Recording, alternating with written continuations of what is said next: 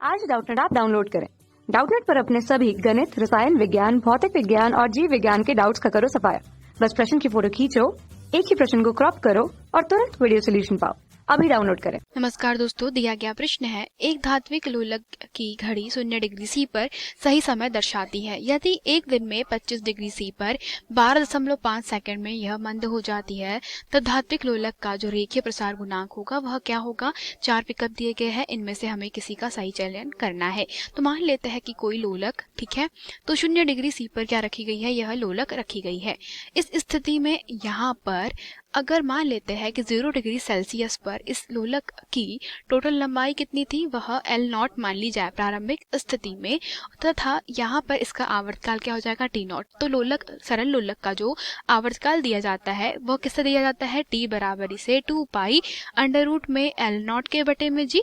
L0 क्या है, लोलक की लंबाई, ठीक है। और यहाँ पे दोस्तों किस स्थिति में, 0 डिग्री सी पर हमारा आवर्तकाल है। समीकरण क्रमांक इसे 1 नाम दे देंगे। अब इसके बाद में मान लेते हैं दोस्तों कि क्या किया हम लोगों ने, तापमान बढ़ा दिया, ठीक है। तो T डिग्री सेल्सियस पर अब क्या हो जाएगा, अब ये जो हमारा सरल लोलक था, ठीक है, वो पहले कैसा था, पहले उसकी लंबाई L0 थी। अब इस लोलक की जो लंबाई है वह L0 से बढ़कर के कितनी हो गई है, वह L0 से बढ़कर के कैपिटल L हो गई है, ऐसा मान लेते हैं, ठीक है। तो अब यहाँ पर जब यह लोलक अपनी माध्य अवस्था के दोनों तरफ क्या करेगा, आवर्तकाल करता है, तो इस स्थिति में इसका तापमान क्या हो जाएगा, कैपिटल T, जिसे प्रदर्शित किया जाएगा किससे, 2 पाई अंडर रूट में capital L into small d, जहाँ पे L क्या है, लोलक की लंबाई। किस स्थिति में दोस्तों, T डिग्री सी पर, जो प्रश्न में कितनी दी गई है, कहा गया है कि एक दिन में 25 डिग्री सी पर क्या कर रहा है दोस्तों, यह मंद हो जा रहा है, अर्थात जो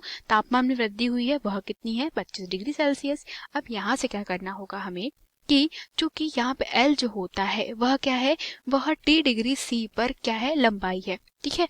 तो इस स्थिति में T डिग्री सी पर जो लंबाई अगर L है उसे किससे प्रदर्शित किया जाता है, L0 into 1 plus alpha of del T, ठीक है। जहाँ पे डेल टी क्या होता है दोस्तों, ये डेल टी जो होता है यह तापमान में वृद्धि होती है, ठीक है। और L0 जो होती है वह क्या होती है, प्रारंभिक लंबाई। तो प्रारंभिक लंबाई अर्थात 0 डिग्री सी पर जो लंबाई कितनी थी लोलक की, वह L0 थी, परंतु जब इसे 25 डिग्री सी पे या कमरे के तापमान पे किया गया तो इस सरल लोलक की लंबाई L0 से बढ़कर के कितनी हो गई, L हो गई। इस स्थिति में जो लंबाई दी जाती है वह देते हैं कैसे, L0 into 1 plus alpha of del T, जहाँ पे डेल टी क्या कहता है कि दोस्तों तापमान में वृद्धि, और अल्फा जो होता है वह रेखीय प्रसार गुणांक, ठीक है। तो अल्फा क्या है, यह रेखीय प्रसार गुणांक होता है।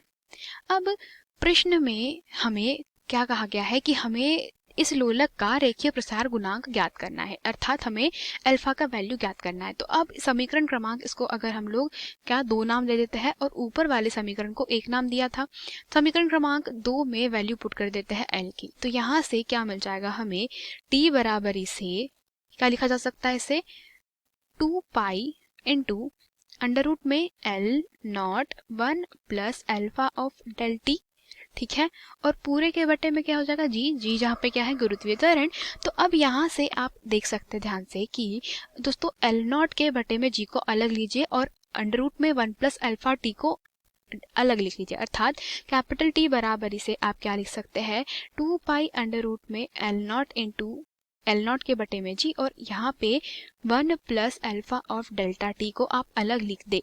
तो इस स्थिति में क्या हो जाएगा, आपका जो आवर्तकाल है कैपिटल टी, तो इस स्थिति में चूंकि दोस्तों यह जो वैल्यू है, कौन सी, यह वैल्यू है, तो समीकरण क्रमांक 1 से आप क्या लिख सकते हैं, इसे T0, ठीक है। और इनटू में क्या चल रहा है, under root 1 plus alpha of del T.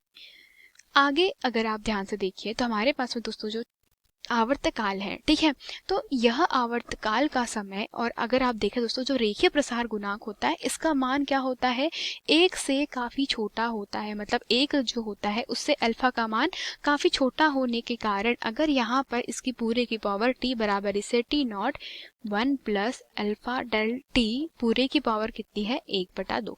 इसका मतलब यह हो जाएगा कि अब चूंकि दोस्तों ये जो वैल्यू है, कौन सी वाली, alpha of delta T, value बहुत ज़्यादा छोटी होने के कारण अब हम इसे क्या लिख सकते हैं, 1 प्लस अल्फा डेल्टा टी के बटे में 2। ठीक है, यह होता है दोस्तों हमारा नियम, जिसमें अगर अल्फा की वैल्यू बहुत ज़्यादा छोटी है तो अगर ये हमारा दोस्तों क्या है a प्लस हमारा 1 प्लस ए पूरे की पावर 1/2 है, तो 1 प्लस क्या हो जाता है a/2। ठीक है, तो ये यहाँ से वैल्यू पुट करने के बाद हमारे पास में जो आवर्तकाल है वो कितना मिल गया, टी हमें t0 1 plus alpha delta T के बटे में 2। इसको हम एक बॉक्स में पैक कर देते हैं। तो ये जो हमें आवर्तकाल प्राप्त हुआ है वो किस स्थिति में प्राप्त हुआ है दोस्तों, यह t डिग्री सेल्सियस पे प्राप्त हो रहा है। क्योंकि हमें क्या करना है, हमें याद करना है दोस्तों डेल्टा टी का मान। तो डेल्टा टी क्या मिल जाएगा हमें, डेल्टा टी होता है t माइनस t0।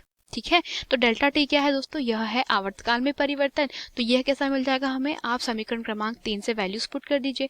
समीकरण क्रमांक 3 से क्या हो जाएगा, t0 plus t0 of alpha delta T के बटे में 2 माइनस में t0 से क्या हो जाएगा, t0 कैंसिल। तो आपके पास में डेल्टा ऑफ कैपिटल टी का वैल्यू कितना आ जाएगा, वो आ जाएगा t0 alpha of delta T के बटे में 2, जहाँ पे डेल्टा ऑफ टी क्या है दोस्तों, ताप में वृद्धि।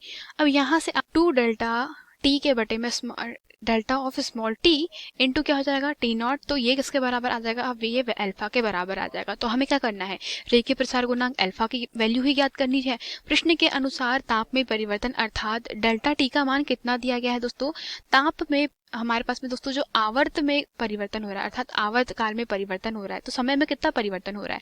देखिए एक दिन में 25 डिग्री सी, 25 डिग्री क्या है हमारे पास में, डेल्टा स्मॉल टी, अर्थात हमारे पास में टी में से 0 डिग्री सी घटा दीजिए तो आपके पास में वैल्यू क्या आ जाएगी, डेल्टा टी की वैल्यू जो आ जाएगी वह आ जाएगी दोस्तों 25 डिग्री सेल्सियस के बराबर आई है। और चूंकि यहाँ पर बोला है कि यह 12.5 सेकेंड से मंद हो जा रही है, अर्थात आवर्त काल में कितना परिवर्तन हो जाएगा, तो यहाँ पे हम लिख सकते हैं दोस्तों डेल्टा टी का मान कितना, 12.5। यही है परिवर्तन, क्योंकि क्या बोला है प्रश्न में यही बोला है कि जो हमारी एक दिन में से जो घड़ी है वो कितनी हो जा रही है, वह लोलक जो है वह 12.5 सेकेंड से मंद हो रहा है। अर्थात जो डेल्टा टी मतलब प्रारंभिक ताप हमारा जो आवर्तकाल है तथा अंतिम आवर्तकाल है, उन दोनों का अंतर ही हमारे पास में 12.5 प्रश्न में दिया है।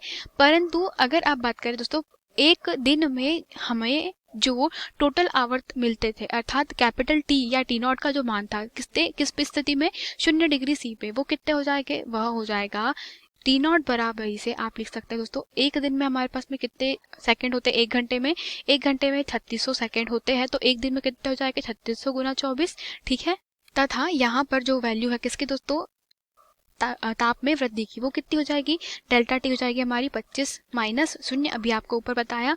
तो ये कितना मिल जाएगा हमको, 25 डिग्री सी के बराबर। तो अब यहाँ से अल्फा का मान आप ज्ञात कर लेंगे तो 2 गुना क्या हो जाएगा, 12.5 के बटे में यह वैल्यू आ जाएगी कितनी, t0 कितना है 3600 गुना 24 इंटू डेल्टा टी कितना है 25।